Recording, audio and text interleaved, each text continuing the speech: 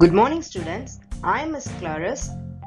In this video we are going to learn 3 chapters. Our first chapter is Chapter 47, Be Safe Around Electricity. நம்ம electricity கிட்ட எப்படி இருக்கணும்? ரொம்ப சேஃபா இருக்கணும் இல்லையா? So first question, you should never place hair dryers, radios and other electronic items near a bathtub or bathroom sink because so இந்த கொஸ்டினை பொறுத்த வரைக்கும் உனக்கு 2 ஆப்ஷன் கொடுத்துருக்காங்க. அந்த 2 ஆப்ஷனுமே ரைட்டாக தான் இருக்கும். பட் நீ அதில் எது எலக்ட்ரிசிட்டி கிட்ட இருந்து நம்ம ரொம்ப சேஃபாக வச்சுக்கணும் அப்படிங்கிறத கொடுத்துருப்பாங்க. So you have to select that answer. So you should not place hair dryers, electronic ஐட்டம்ஸை வந்து நீ வந்து பாத் டப்பிக்கிட்டேயோ பாத்ரூம் சிங்க்குக்கிட்டேயோ வைக்கக்கூடாது. ஏன்? Because water conducts electricity. So water and எலக்ட்ரிசிட்டியோட டேஞ்சரஸ் காம்பினேஷன், ரைட்? ஸோ நீ வாட்டரில் வந்து ஒன்று எலக்ட்ரானிக் ஐட்டம்ஸ் வச்சுன்னா என்ன ஆகும்? ஷாக் அடிக்கும். Second question, you should not place glasses with drinks on video games, music players or other electronics because they can spill and when you touch that gadget, you could get zapped. Okay, நீ அதை touch பண்ணினா அந்த spill ஆயிடுச்சு அப்படின்னா touch பண்ணா என்ன ஆகும்? Zapped, shock அடிச்சிடும், right? Third question, you should not climb trees near power lines because if you touch a line by mistake, you could get a massive shock. Okay, ஒரு massive shock வந்து உனக்கு அடிச்சிடும். நீ தெரியாம அந்த பவர் லைனை touch பண்ணா என்ன ஆகும்? massive shock வந்து உன்னை அடிச்சிடும். Fourth question, you should not plug multiple adapters into one another because too many of them may cause a surge of current and your gadgets could get permanently damaged. நீ நிறைய ஒரு பிளக்ல வந்து நிறைய adapters வச்சு use பண்ணி நீ charge பண்ண இல்ல வந்து யூஸ் பண்ண அப்படின்னா என்ன ஆகும்? கேஜெட்ஸ் எல்லாமே டேமேஜ் ஆயிரும் and கரண்ட் என்ன ஆகும்? ட்ரிப் ஆகி ஃபியூஸ் போயிடும்.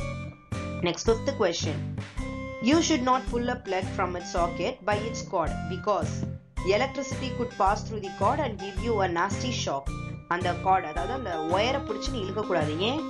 பிகாஸ் அந்த ஒயர்ல இருந்து உனக்கு எலக்ட்ரிசிட்டி பாஸ் ஆகி ஷாக் அடிக்க கூட சான்சஸ் இருக்கு. The next chapter, chapter 48, how the car came to be. எப்படி கார் வந்துச்சு? ஒரு சில ஹிஸ்டரிஸ் இருக்கும் இல்லையா? ஒவ்வொரு காரும் எப்ப மேனுஃபேக்சர் பண்ணாங்க அப்படின்னு சொல்லி நிறைய ஹிஸ்டரி இருக்கும். So we are going to learn some of the histories. First, almost 250 years ago, a French army engineer, Nicolas Joseph Cugnot, built the world's first automobile which used a steam engine to pull large guns on the battlefield. 250 years ago French army engineer Nicolas Joseph Cugnot என்ன பண்ணாரு? Steam இன்ஜினை use பண்ணி பெரிய guns எல்லாம் battle ஃபீல்ட்ல use பண்ணாரு.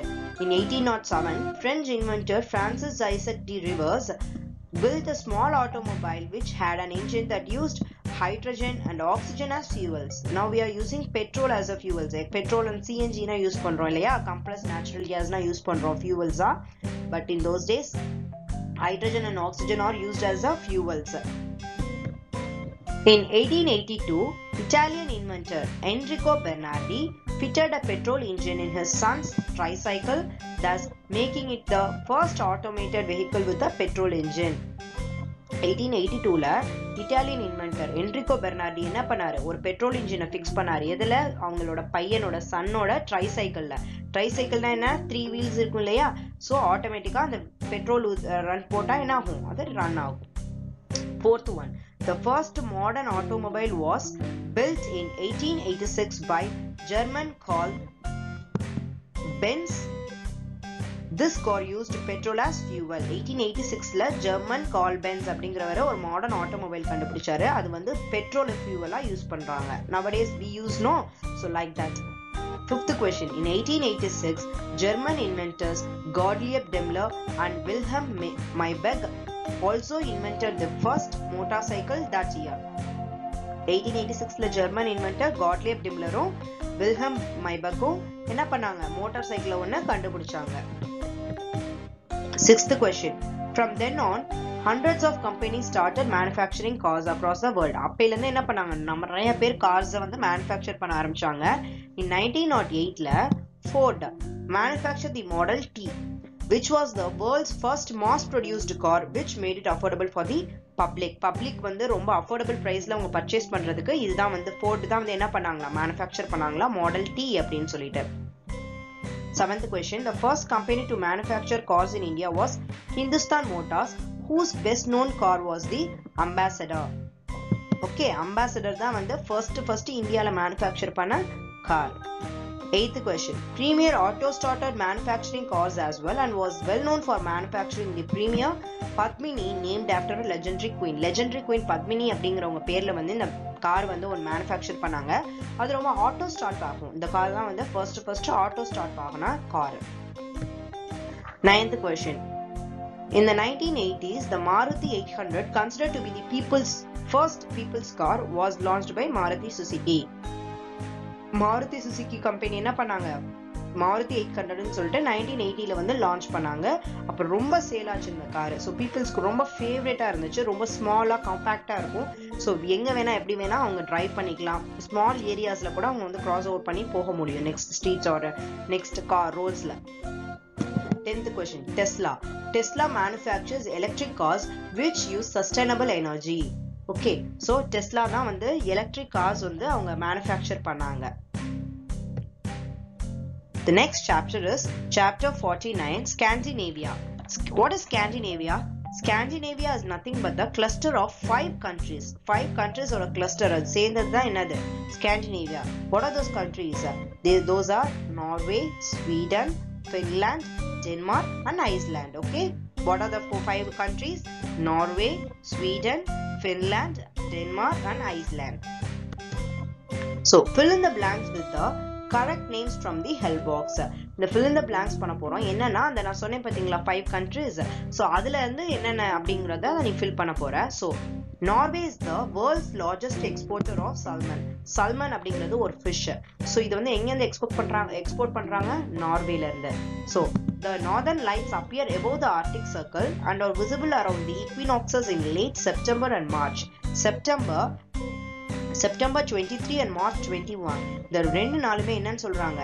ஈக்வினாக்சஸ்னா என்ன அப்படின்னா வந்து ஒரு சன் வந்து ஈக்விட்டாருக்கு நேரா எபோவா இருக்கும். ஸோ அப்ப என்ன ஆகும் அப்படின்னா வந்து சேம் அந்த 2 days சொன்னேன் பாத்தீங்களா, செப்டம்பர் 23rd அண்ட் மார்ச் 21, இந்த 2 டேஸும் என்னன்னா டேவும் நைட்டும் ஈக்குவலா இருக்கணும். இப்போ 24 hours இருக்குன்னா 12 hours வந்து டேவும் 12 hours வந்து நைட்டும் இந்த மாதிரி ஈக்குவல் லென்த்ல இருக்கும் அப்படின்னு சொல்றாங்க. So a Danish author who wrote many novels, plays and poems, Hans Christian Andersen, is best known for his fairy tales. இவர் வந்து ஹன்ஸ் கிறிஸ்டியன் ஆண்டர்சன் என்ன பண்ணாரு? இவர் வந்து டேனிஷ் ஆத்தர். ஓகே, இவர் வந்து நிறைய novels and plays and poems எழுதியிருக்கிறாரு.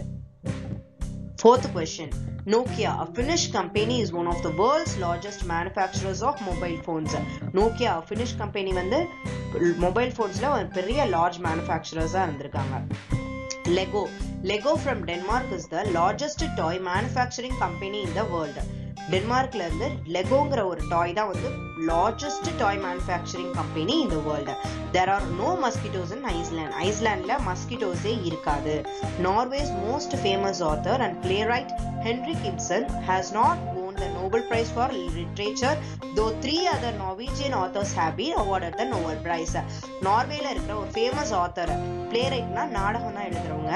ஸோ ஹென்ரிக் கிப்சன் அப்படிங்கிறவங்க வந்து நோபல் பிரைஸ் லிட்ரேச்சருக்காக அவர் ஓன் பண்ணல, பட் 3 other நார்வேஜியன் ஆத்தர்ஸ் வந்து நோபல் பிரைஸ் ஓன் பண்ணியிருக்கிறாங்க. 8th question.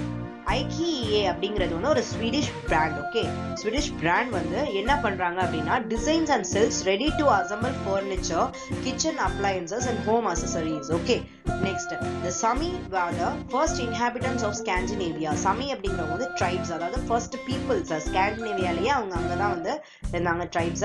So when the Finns, Swedes, Norwegians and Russians moved in, they moved further north into the area that is now usually known as Lapland. ஃபின்லாண்ட்ல இருக்கவங்கள ஃபின்ஸ்ன்னு சொல்றோம், ஸ்வீடன்ல இருக்கிறவங்கள என்ன பண்றோம் sweets, நார்வேல இருக்கிறவங்க நார்வீஜியன்ஸ், ரஷ்யால இருக்கிறவங்க Russians, அந்த மாதிரி. ஸோ இவங்கன்னா என்ன பண்ண வந்ததுக்கு அப்புறம் நார்த்துக்கு எல்லாருமே மூவ் ஆயிட்டாங்களாம். ஸோ அந்த நேம் வந்து என்னது லாப்லாண்ட் அப்படின்னு சொல்றாங்க அந்த ஏரியாவுக்கு பேரு. Norway is often called the land of the, what is the name of this fjords? Okay, j வரக்கூடாது, j வந்து silent word, so silent letter. So fjords. For Norway is often called the land of the fjords because it has many of these long narrow inlets of the sea. bordered by steep cliffs dug out by glacial erosion during successive ice ages. இங்க வந்து ஒரு அந்த fjords அப்படிங்கிற place வந்து எப்படி இருக்கும்னா ஒரு glacial erosion, அதாவது பனி இருக்கும் பத்தியா, பனியில இருந்து கரைஞ்சு வந்து ஒரு பாறை மாதிரி ஃபார்ம் ஆனது. இது வந்து கிளிப்ஸ் நேரோவா இருக்கும், ரொம்ப இது நேரோவா இருக்கும் அண்ட் செங்குத்தா இருக்கும் தெரியுமா, அது மாதிரி இருக்கும். கிளிப்ஸ் எல்லாமே அந்த மாதிரி இருக்கும். So the only mammal native to Iceland is the Arctic fox. Arctic fox தான் வந்து என்னது ஒரே mammal. ஐஸ்லாண்ட்ல இருக்கிற நேட்டிவ் mammal நேட்டிவ் என்னது Arctic fox. 12th question. Alfred Nobel, the Swedish chemist, engineer, businessman, philanthropist and inventor, who is the benefactor of one of the world's best known prizes for excellence in different discipline. Alfred Nobel அப்படிங்கிறவர் வந்து ஒரு Swedish chemist, engineer, businessman, philanthropist and inventor. இவர் எல்லாமே ரொம்ப talented கையா இருக்காரு. So அவங்க வந்து நிறைய prizes எக்ஸலன்ஸ்க்காக அவங்க வந்து own பண்ணிருக்காங்க. Next, the volcano, the name of this will be, listen properly, Eyjafjallajökull. Okay, Eyjafjallajökull. Eyjafjallajökull erupted in the south of Iceland in March and April 2010 for the first time since 1821, causing many evictions and much disruption in air travel across Europe due to the ash clouds. The volcano Eyjafjallajökull அப்படிங்கிற ஒரு வால்கானோ வந்து என்ன பண்ணிருக்காங்க, ஐஸ்லாண்ட்ல March and April 2010ல வந்து first time ரொம்ப erupt ஆயிருக்கு. So 1821ல இருந்து நிறைய எவிக்ஷன் வந்துட்டே இருந்திருக்கு. பட் யூரோப்ல இருக்கிற ஏர் வந்து ரொம்ப ஆஷி கிளவுட்ஸா இருந்திருக்கு. So the Finns regard their country as the home of Santa Claus, who they believe lives in the northern region of Lapland. Santa Claus வந்து பின்ஸ்ல தான் இருக்கிறதா வாழ்றதா நம்புறாங்க. Okay, Tivoli Gardens is a 150-year-old amusement park in downtown Copenhagen. It is the most visited attraction in Denmark. Tivoli Gardens அப்படிங்கிறது என்னது 150-year-old amusement park. Okay, so இது வந்து ரொம்ப அட்ராக்டிவான place டென்மார்க்லயே. 150 இயர்ஸ்ல நினைச்சு பாரு எவ்வளோ இயர்ஸ்க்கு முன்னாடியே வந்து இந்த அம்யூஸ்மெண்ட் பார்க் வந்து அவங்க வந்து இன்வென்ட் பண்ணிருக்கிறாங்க அப்படிங்கறத. Okay, thank you.